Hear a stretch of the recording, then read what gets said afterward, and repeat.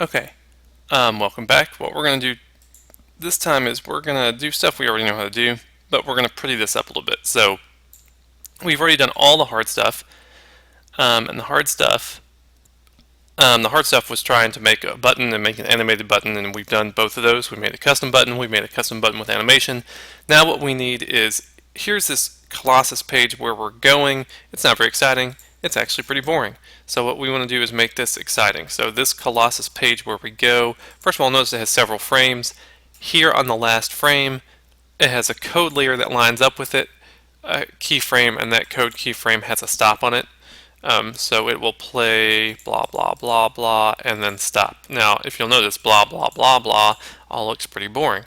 So what we could do is we're going to fancy this up a little bit. So go ahead, and what we're going to do is we're going to make a movie clip to put over here on the side. That's going to be beautiful. So here's what I want you to do. Go over here to your library again, and you want a new symbol. This new symbol that you're going to make, we're going to call it a Colossus window. That's its data type.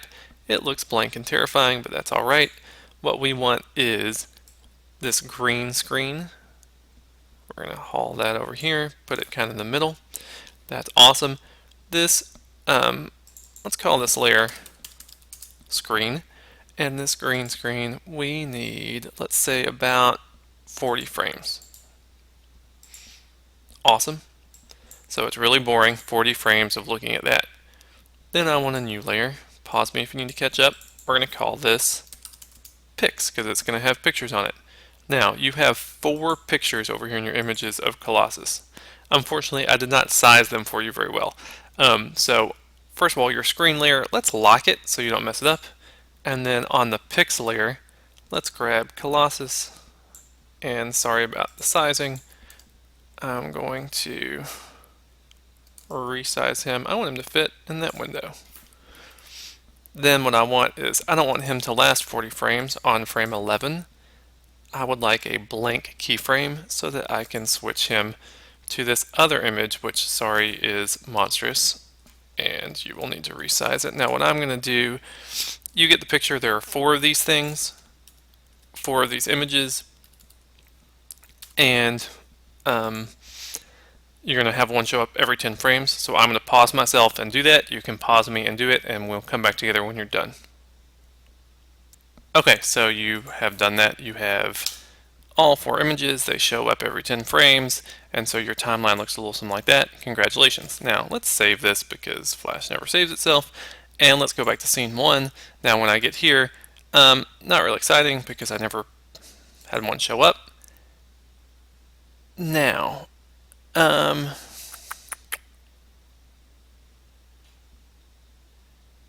what we want to do is we want to grab that Colossus window and get them on here, but what we're going to want to do is tween them. We're going to want some different tweens. So this is a little crazy.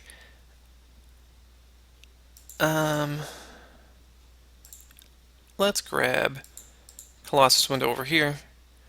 Let's drag him here. So don't forget you're on the content layer, the Colossus part, which is frame 41. He's a little too big still. Sorry about all the resizing you got to do. Happy. Now, if you run it, it's a little visually interesting, still kind of bland because they just sit there. Now, what you could do is tween this up. Now, you could tween the whole layer, but if you tween the whole layer, then these become one thing, which is kind of boring. Or you could click on, for example, this guy. You can't see because my window's not big enough, but at the very top, there's Create Motion Tween. So if you right-click on this guy here, click Create Motion Tween, then you could, it will give you its own layer, which is a little weird. And you could say that at this moment you want it to be way out here, but by this moment you want it to be here, and you could even, if you wanted to, do some crazy sizing options, like you want it to be like small and zoom in, whatever you feel like. And then you could also tween this guy, the window dude, right click him, create a motion tween, and you could say it gives him his own layer. So you're gonna have layers out the wazoo. That's all right. you want him to be down there, you want him to show up here, and now that gives you a little more interesting visuals. Bueno. Okay, now what I want you to do for the rest of your time is I want you to fancy this up and give 4 different X-Men their own buttons. So if you go back to the menu page, you have Colossus is all set up. He has a custom button that takes him to a custom page. Now, what I want you to do is actually be very, very lazy. So some of you are good at that. I'm kidding, not really. Over here in your menu page in your library, there's something called Colossus button. You love it so much, you want to duplicate it, and you just want to make a few small changes. You do not want to call it Colossus button copy. You want to call it Storm button. Whoops, I guess I already did that. Let's pretend I didn't. Sorry. Let's try again. Duplicate, and you want to call this Storm button. Now you have Colossus button here, you've got Storm button here.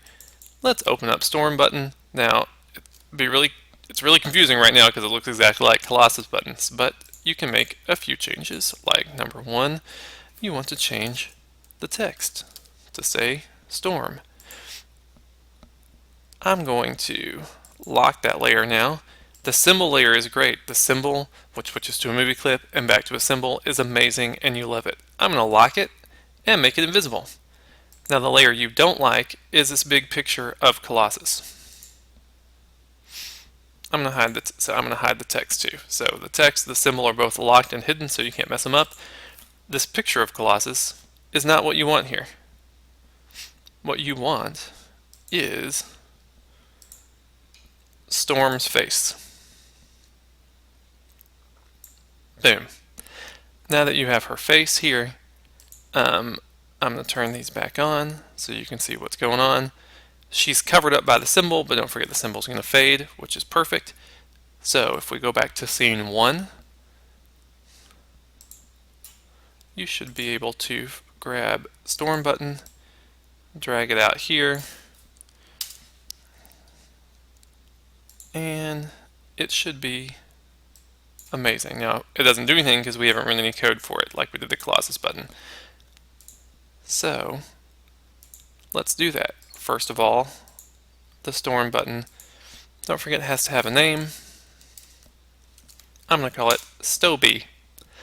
And then on the code layer, you need to write some code.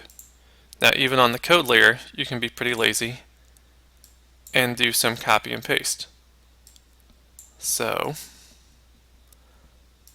right now you have Colby. What you really want is Stoby. And then all you have to do here is now that if statement makes a little more sense because you can say if the target was Stoby. I don't remember what frame she is. She is probably frame 50. So I have to go to and play frame 50. By the way, semicolons are optional in Flash, which is silly in my opinion, but nobody asked me. But now you should have a working Storm button that takes you to nothing. Now, all you really need is a lot of duplicating. You're going to duplicate the window, you're going to duplicate her info tab, and you're going to make a page for her. Now, what you also need is, I didn't give you enough images, so you're going to have to use the Googles, find some images of Storm. You also need to make 2 more buttons because here you're going to have Colossus, Storm. You also have Wolverine and Jean Grey, and you're going to make buttons for them, and you're also going to make pages for them, and it's going to be beautiful and exciting. So your job to finish this up is to kind of cheat off yourself, do some duplicating, finish this up, and give pages you should have 4 content pages for your X-Men, which will require you to do some Googling, image finding. It's going to be beautiful. So get to work, and good luck.